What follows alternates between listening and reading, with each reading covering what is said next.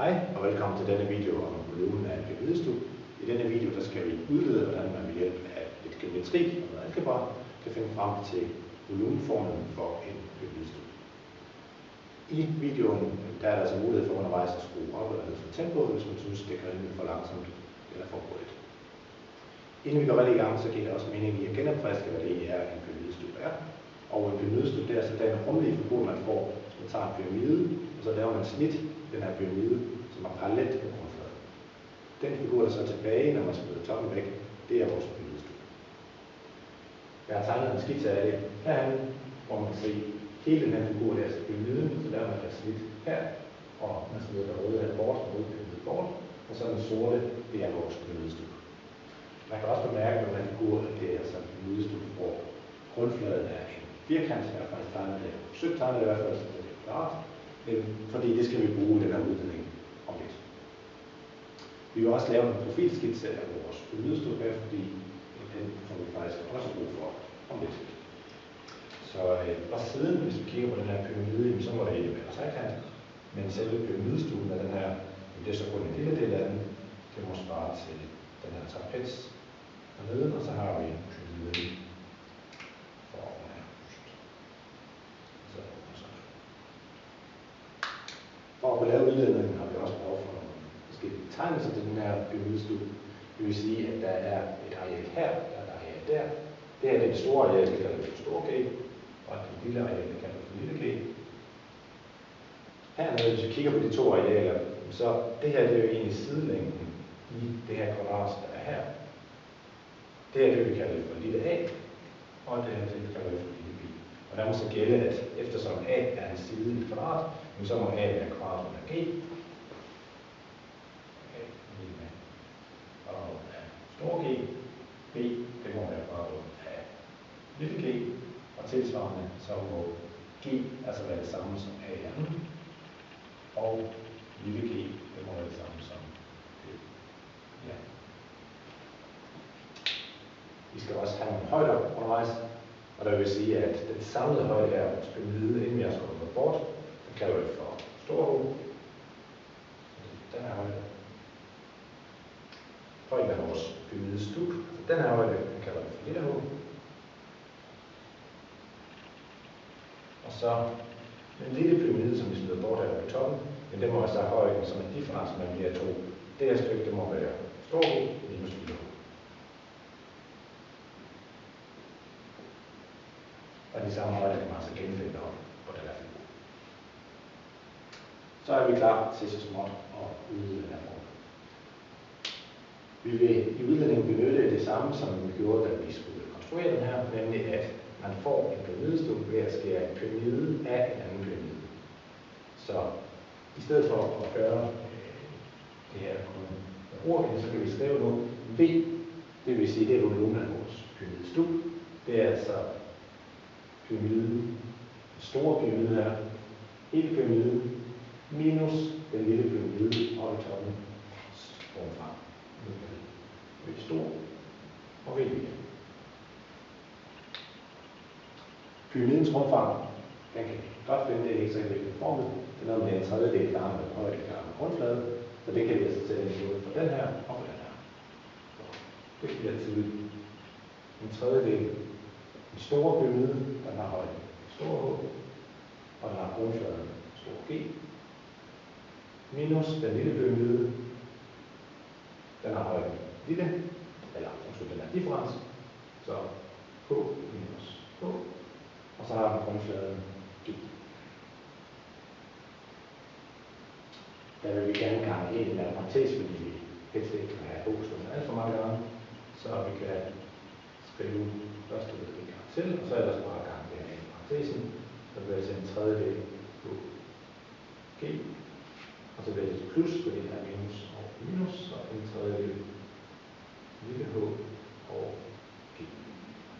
Fordi nu indgår h både i det her led og i det her led, så vi kan sætte det for parentes, der står en tredjedel på parentes g minus lille g plus en tredjedel på og lille g. Desuden så vil vi sige, at vi har lavet den her overvejelser om, hvordan A og E hænger sammen. Vi vil gerne have de her A og B og E i vores linje her. Det betyder, hver gang der er store G, så kan vi skrive A i anden, og hver gang der er lille B, og det lille G, så kan vi skrive B. Så det er en beløbelse. Så er det store H, A i anden, minus B i anden, plus en tredjedel lille H gange B i anden. Og så kan vi ikke komme så meget videre uden at lave noget lidt andet. Fordi den der højde er vi sådan set ikke super interesseret i. Det eneste vi gerne vil have, det er højden af vores pyramidestub. Det der er jo egentlig højden af pyramide, som slet ikke er der. Så for at få den elimineret fra vores ligning, så vil vi lave nogle betragtninger ud fra vores profilskitse her. Kigger man på den profilskitse, så kan man se den her linje, eller det her linjestykke, og det her linjestykke er parallelle med hinanden. Det vil sige, at de vinkler, der er her, de må være lige store, og de deler faktisk også vinkel i toppen. Det vil sige, at den trekant her for oven, den lille trekant, og hele trekanten her, de er ensvinklede. For ensvinklede trekanter, der gælder at forholdet mellem ensvinklede sider, det er det samme. Med andre ord, hvis vi kigger på højden, divideret med grundlinjen i den lille trekant og den store trekant, så skal vi altså få samme udtryk. Så det vil vi prøve at gøre.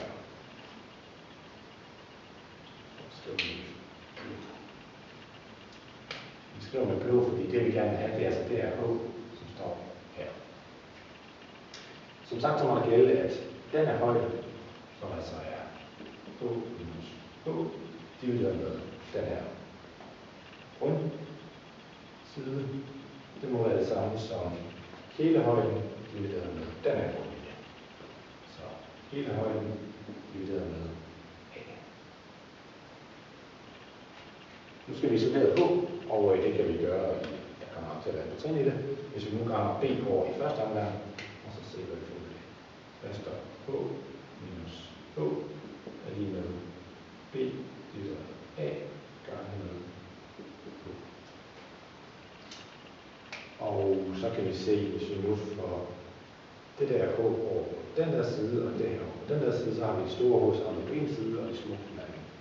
Så der kommer til at stå H minus B divideret med A gange store H. Det må være det samme som lille H. Lidt på samme måde som her også, står der altså to H'er, hvis vi kan trække H ud fra en parentes. Inde i parentesen, der må så være 1 minus B divideret med A.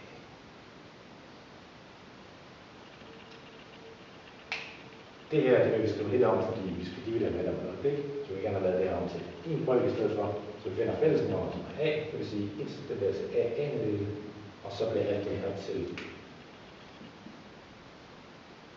A minus B divideret med A. Vi behøver ikke en af parentesen nu ansat. Fordi når vi nu skal isolere H som sidste trin her, så er det egentlig bare spørgsmål om at dividere det her over, og der er det her, hvis man dividerer med tryk, så gør man det omvendte. Det vil sige, at vi når vores endelige udtryk for H, som er A divideret med A minus B gange med lille H. Og så var min pointe her, man skriver det med blot, at næste trin er altså at sætte det, vi har fundet her, der. Så vi fortsætter. Vi kan skrive, at volumen er en tredjedel mere lidt langt, fordi vi skal have det der ind. Og så må det være, vi skriver lige med blå en gang til, så det betyder, hvad der sker. Så A minus B, og A, og så skal vi også have H med, og så må der den her parentes her.